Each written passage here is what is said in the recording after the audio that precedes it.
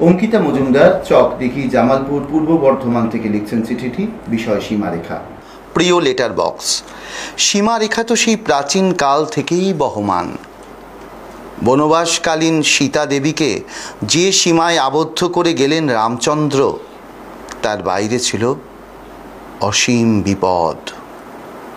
সাহিত্যের পাতা উল্টালে দেখব আমাদের কবিগুরুও বিশ্ব প্রকৃতির সঙ্গে একটা অসীম সীমারেখায় বর্ধিত ছিল।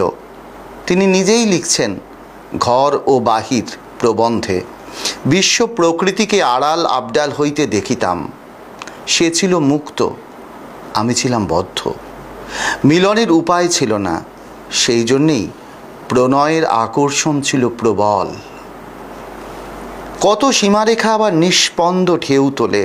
ভবঘুরে শ্রীকান্তর জীবনেও অন্নদা দিদি আর রাজলক্ষ্মী এক গোপন সীমারেখার দলিল।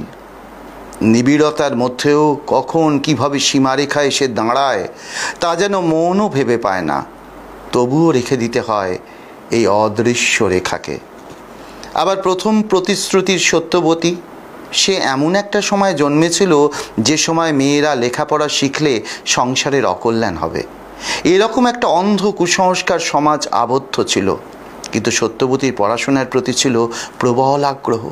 এই পড়াশোনার সঙ্গেও যে সত্যবতীর একটা অপার সীমারেখা, এ যেন আমাদের বেশি করে বিদীর্ণ করে তোলে।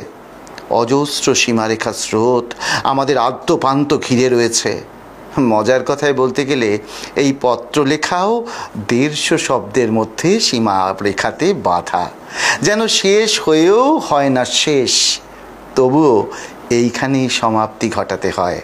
শুভেচ্ছান্তে অঙ্কিতা মজুমদার, চকদিঘি, জামালপুর, পূর্ব বর্ধমান।